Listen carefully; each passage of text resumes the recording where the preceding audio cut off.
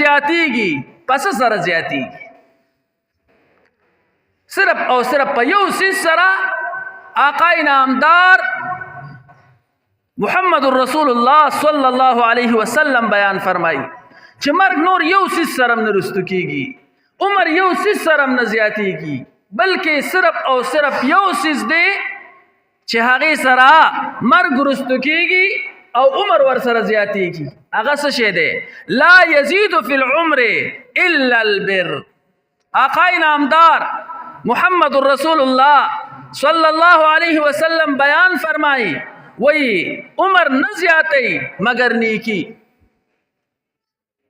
نیکی چې دا عمر زیاتی دا درته زه نه وایم دا آقا نامدار محمد رسول الله صلی الله علیه وسلم د خلی مبارک الفاظ به درته وی لا یزيد فی العمر الا البر چې نیکی داسې ده چې دا عمر زیاتی د معراج په شپه باندې آقا نامدار محمد رسول الله صلی الله علیه وسلم بیان فرمای وی ما یو کس ولیدلو الله رب ذوالجلال راته د معراج په شپه باندې یو کس اوخو چې ملک الموت راغی او دغه انسان نه روح اخلي کله چې دغه روح اغستو یو خپل انسان یو خپل شکل والا انسان راغی او دا ملک الموت رخصت کو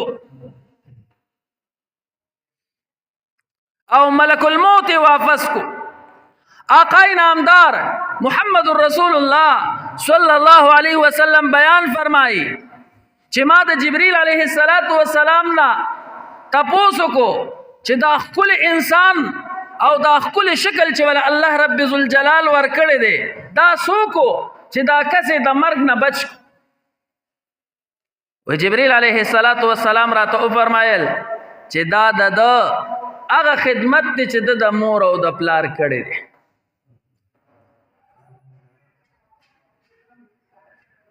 نن ستا ځمکه ستا جایداد ستا تعلیم ستا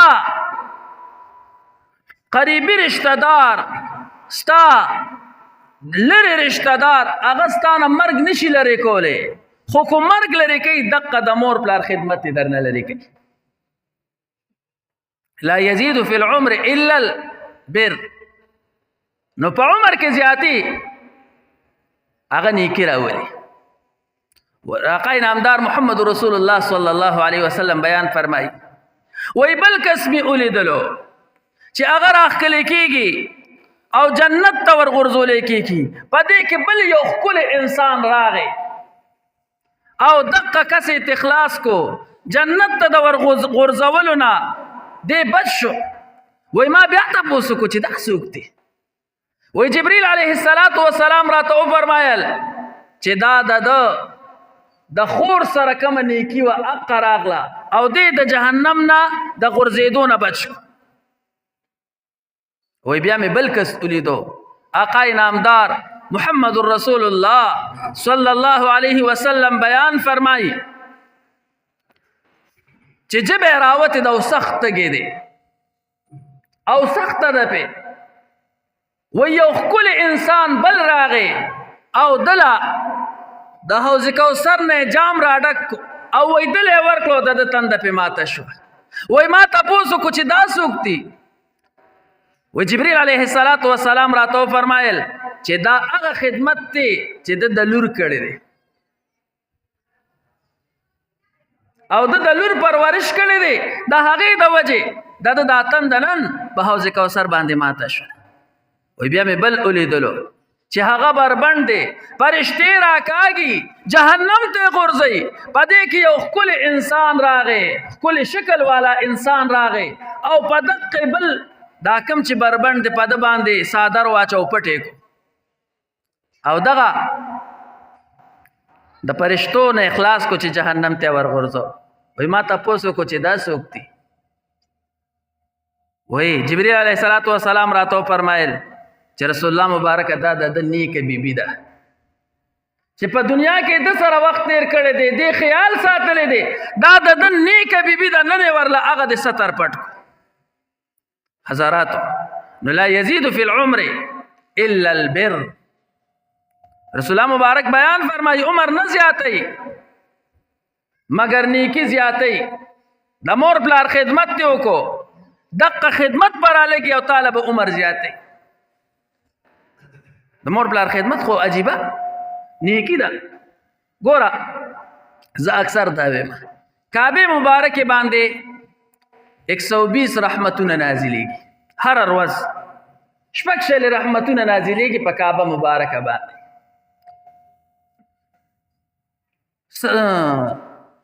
شل رحمتونه د هغه کس د پاره دي چې دی ورته صرف ګوري کعبه مبارکه ته ناست او صرف په کعبه مبارکه باندې سترګې لګېدلې دي بس نور سم نه کوي.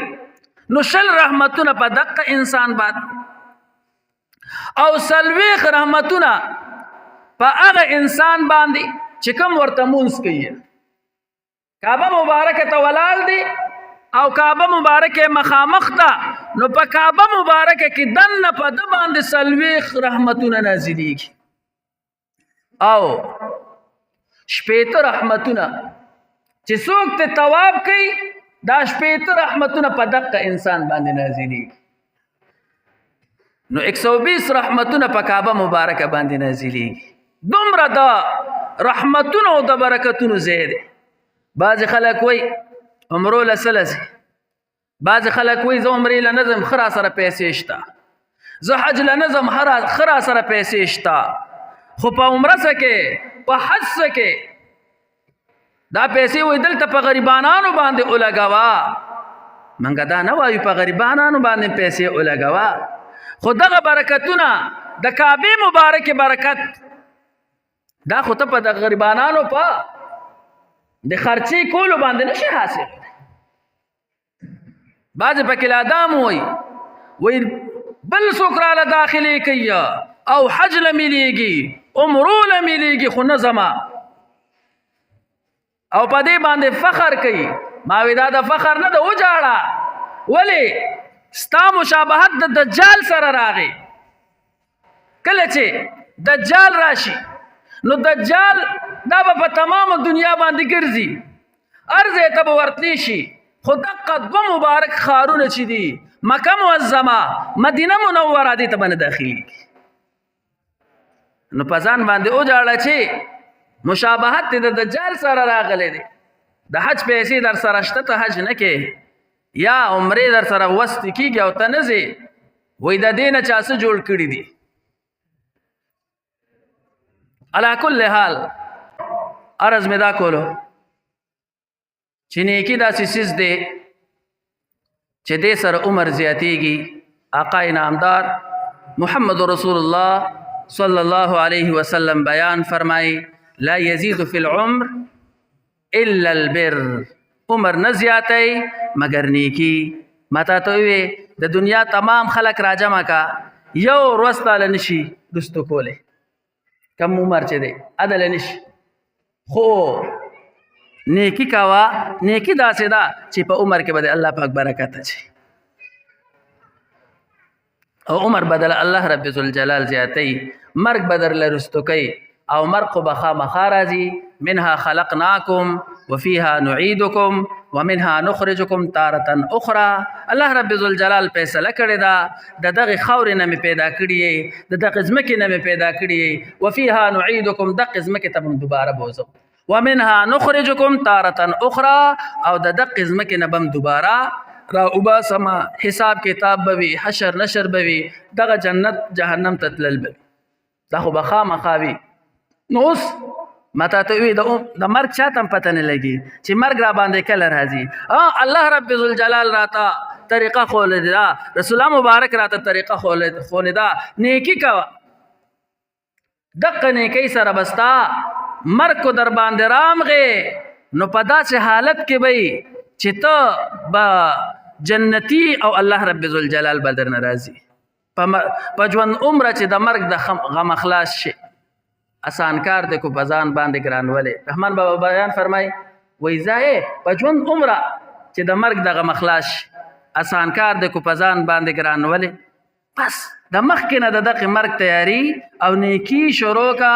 نو که عمر دې زیات شو فبها ونعمت، او که عمر نم زیاتېږي نو په نیکۍ کې درله مرګ راغی. نو رسول الله مبارک بیان فرمایي تحشرون کما تموتون. یو انسان څنګه مړ شو دقه شانتې به وی دی راپاسي. مخکې ورځو کې راته چا ووي و یو زنانه به وی فلم یې جوړه وی په هغې کې مړه شوه، وی ګډېده وی په هغې کې مړه شوه، ما د قیامت په ورځ به هم دقه شانتې راپاسي. څوک چې په کوم حالت کې مړ شو په دقه حالت کې به دوباره راپورته کېږي. نو کو د چا نه په سجده کې ساتلې ده د قیامت په ورځ به سجده کې، چا نه په رکوع کې ساتلې ده په رکوع کې وي، چا نه د جهاد په میدان کې ساتلې ده د جهاد په میدان کې، چا نه په مدرسه کې ساتلې ده په مدرسه کې. په کم حالت کې چې وي او کو د چا نه په ګډېدو کې ساوتې ده او په بربند حالت کې تساوتې ده، د قیامت په ورځ به همدقه شانتې حشر کېږي. الله رب ذوالجلال دې موږ ته د صحیح ژوند تیرولو او کو مرګ راله راځي. الله رب ذوالجلال دې په صحیح حالت کې راله مرګ راولي. واخر دعوانا ان الحمد لله رب العالمین. دعا کې اسمن په دې ملک توفیق راکړي، خپل د خپل یارم نصیب کړي، حرمین شریفین دروم هر کارم د خپل رضا لپاره. څوک بیماران دي ټول شفا ورکړي، څوک قرضداران دي الله دې د قرض نه خلاص کړي، چا روزګار نشي الله حلال روزګار ورکړي، چا اولاد نشي الله اولاد ورکړي، چا نارینه اولاد نشي الله نارینه اولاد ورکړي، حیا ژوندم نصیب کړي، بې حیا هم وساتي، بې عزتي هم وساتي. یا الله چا څه مشکلات دي تمام مشکلات حل کړي، یا الله چا شریعت تمام شریعت پوره کړي. د خپل ملک ته دعا کوي الله پاک پکې امن قایم کړي، د امن جنډې پکې الله پاک وخوځولي کړي. دین محمدي سره څوک هم امداد کوي په هر جام کې الله ته حافظ او ناصر شي. دین محمدي ته څوک هم نقصان رسي په هر جام کې الله تینس او نابود کړي.